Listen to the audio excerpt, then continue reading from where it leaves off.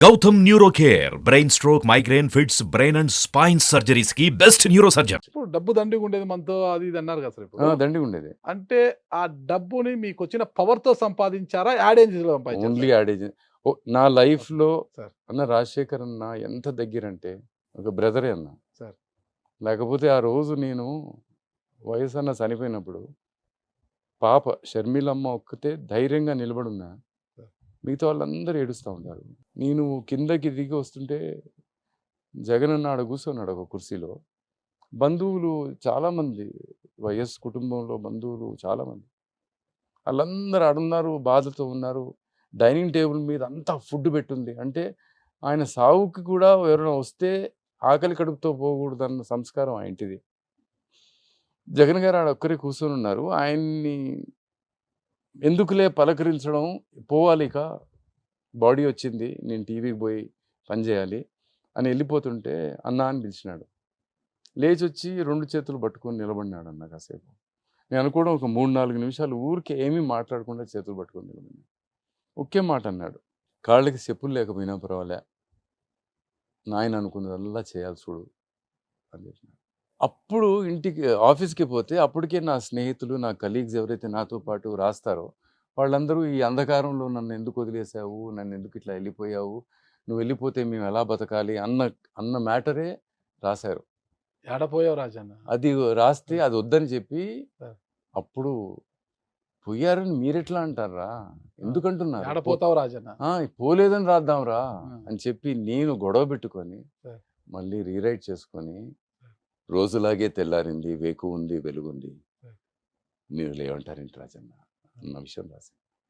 So Rajasekhar Reddy గారిని ప్రేమించిన వాళ్ళు 1,000,000 మంది ఉంటారన్న, ఇంకా ఎక్కువ మంది ఉంటారు. అందరూ ప్రేమించారు. అతిగా ప్రేమించిన వాళ్ళు, చాలా ఎక్కువ ప్రేమించిన వాళ్ళు ఒక విజయం ఉంటుంది. ఆమె నన్ను అడిగిన ఒకే ఒక్క ప్రశ్న, రామ్ ఇంతమంది మీ అన్న చనిపోయినాడని ప్రాణాలు పోగొట్టుకున్నారు, వాళ్ళందరూ ప్రేమించే కదా, మరి నేనెందుకు ఇంకా బతికున్నాను, అంటే నా ప్రేమ అంత గొప్పది కాదా, నేను ఇంకా ఎందుకు బతికున్నా ఆ మాట అన్నారు సార్. ఆ మాట నన్నే అడిగి, నేను ఇంకా బతికున్నానంటే నా ప్రేమ అంత గొప్పది కాదా, నేను ఎందుకు చనిపోలేదు అని చెప్పి ఏడ్చింది. ఎక్స్ట్రాడినరీ ఫ్యామిలీ అన్న, నా అదృష్టం అన్న. ఆ కుటుంబంలో ఉన్న ప్రతి సభ్యురాలు ఒక పుస్తకం అన్న. ఆ ఫ్యామిలీని మరి ఫ్యాక్షన్ ఫ్యామిలీ అది ఇది అనేసి మొత్తం అన్న రోజు ఒకడు కత్తి తీసుకొని దూసుకుంటూ వచ్చి నిన్ను కొట్టబోతా ఉంటే నువ్వు చెయ్యని అడ్డం పెట్టాలా, కాలేని అడ్డం పెట్టాలా, లేకపోతే ఒక కొడవలైనా అడ్డం పెట్టాలా, నిన్ను కొడుతుంటే నువ్వు కొట్టాలా. అది వాళ్ళు కొట్టారో లేదో మనకు తెలియదు, కానీ ప్రపంచం అయితే అట్లా మాట్లాడేది. నాకు రాజారెడ్డి అన్న చనిపోయిన రోజు నాకు విషయం తెలుసు అన్న. అప్పుడు నానుడి అందరికీ తెలిసిన విషయం, కానీ ఆ రోజుల్లో మీడియా అంత పవర్ఫుల్గా లేదు కాబట్టి మైసూరారెడ్డి అన్న హోమ్ మినిస్టరు, ఓకే కరెక్ట్ కదా, రాజశేఖర్ అన్న తండ్రి గారిని చంపేసినారు. చంపినోళ్ళు వచ్చి హోమ్ మినిస్టర్ గారింట్లో దాక్కున్నారని చెప్పినారు. So protected by the same system అని చెప్పినారు. అది ఎంత సత్యమో అసత్యమో అని నాకు వద్దన్న.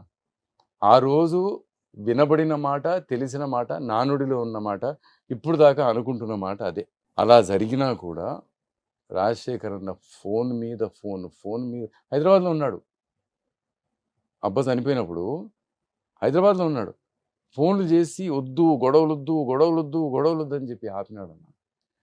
ఏం ఫ్యాక్షన్ అన్న, ఆయన గుణంలో మీకు ప్రేమ తప్ప ఏమీ కనపడదన్నా, ఏమి ఫ్యాక్షన్. ఆ మట్టికి పూసిన వాసన. ఈ సినిమాలు చేస్తారు కదన్నా మీరు, తీయండ్రా బండ్లు, తీయండ్రా కొడవళ్ళు, తీయండ్రా కత్తులు. ఎంత అన్యాయం అన్నా.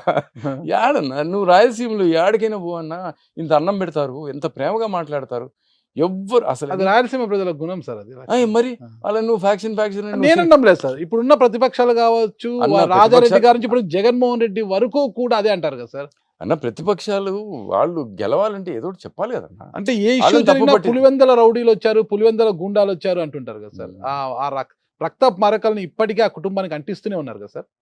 యాడంటుకుంటే అన్న, ఇంత సేవ చేసి ఇంత ప్రేమించే గుణము, అన్ని కార్యక్రమాలు చేసిన రాజశేఖర్ అన్న, ఆయన బతికింది ముఖ్యమంత్రిగా 5 ఏళ్ల 2-3 నెలలు.